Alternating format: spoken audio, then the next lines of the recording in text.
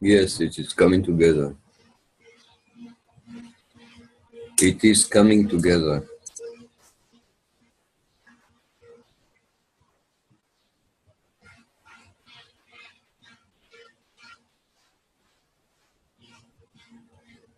I can start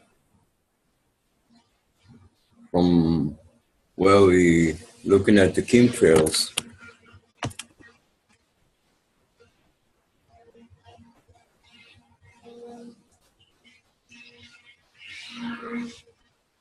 And the more you look into the chemtrails, you may want to consider it as a phenomenon which we can comfortably call by now interdimensional. It's an interdimensional phenomenon, the chemtrail.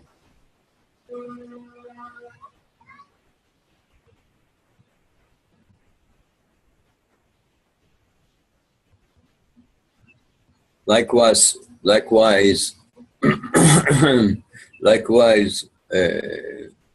Mandela effect, Mandela effect, Mandela effect is playing with your sense of memory.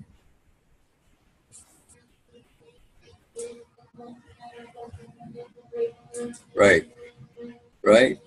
So it is a time-related phenomenon.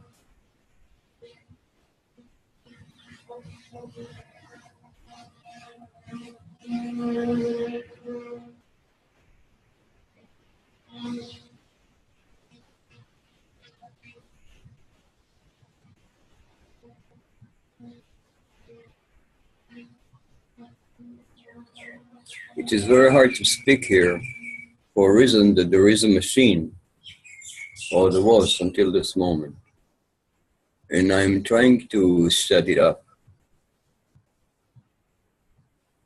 So, looking at it from the same perspective that the machine, this machine is an interdimensional means of interference, of interruption, the same like chemtrails.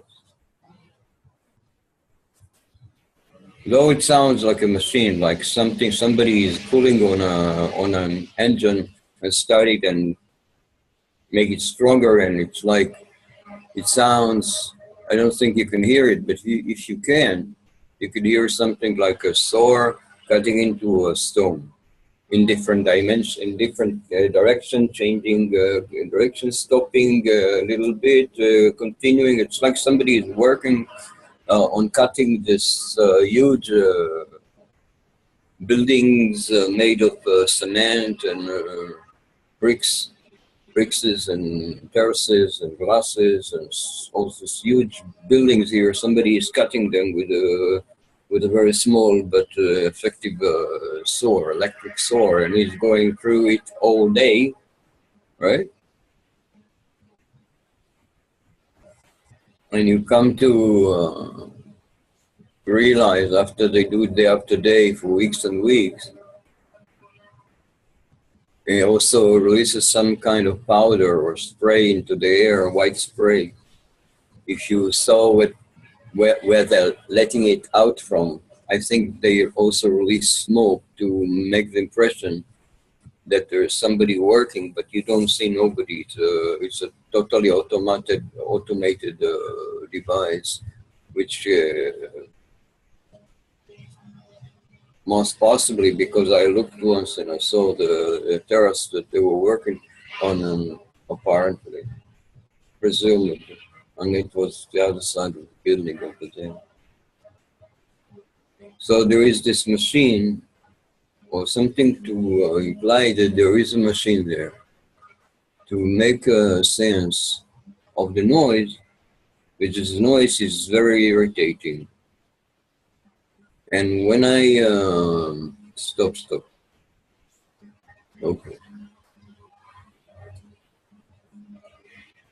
Now, likewise, chemtrails, yes, this is a phenomena that is coming to draw yourself out into the being exposed to others'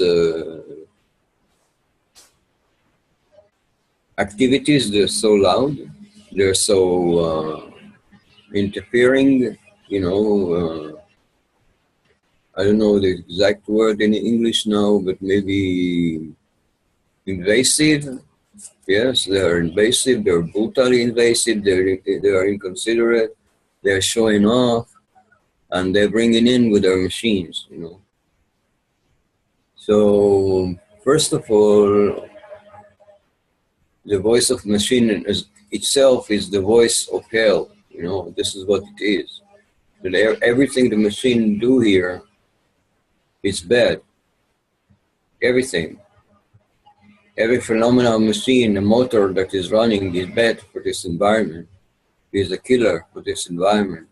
Even its noise, you know, its tone isn't, you know, dogs get crazy about it. And everybody too. If you live on this planet in an area where they have these machines, like this one that cuts the building, you will want to ask why are they doing it, what they're doing it for. And you know that they're doing it to interfere with your livelihood, to interfere in your day. They do it from the morning till the evening with this exact intent. You know, and the same applies to chemtrails. So they do it because they intend to interfere, to invade, and to take over your attention.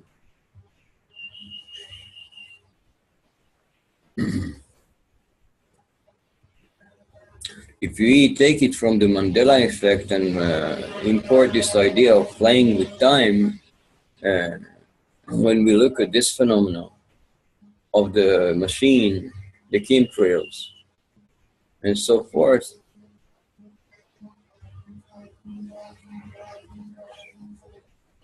when I look at their system as they work, you know, they have the wire connected to the wall, or they have a computer that projects this fact. They connect to the socket, it gets electricity from somewhere, you know. And you know that electricity is by electricity company, and they are owned by who, right? By who is running the show? This electricity company, as well, all the big companies here. All the big production here, chemtrail and whatever you have here, right? The machines, this technology, this industry, the army helicopter just passing by.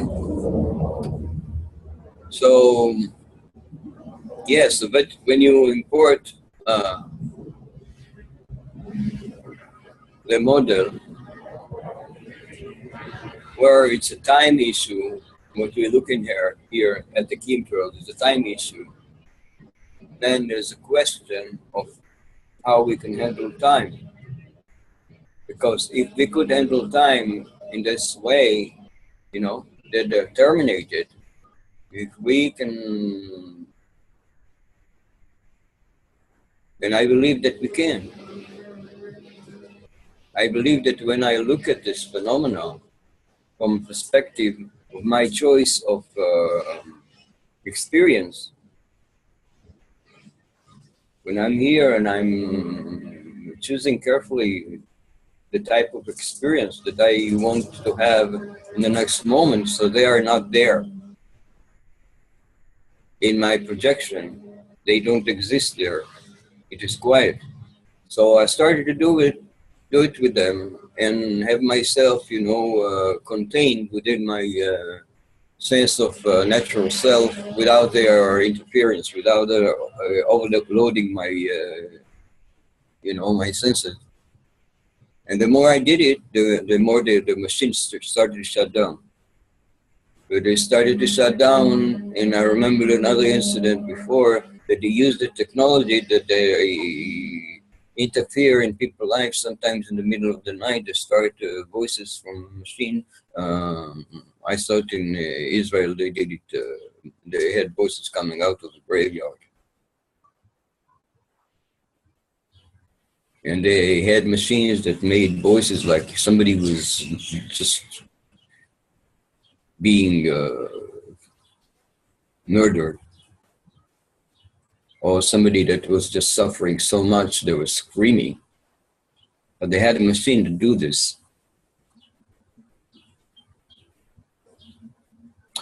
So it is the setup of the system that produced this to shut this guy off, to shut the chemtrail off, hopefully.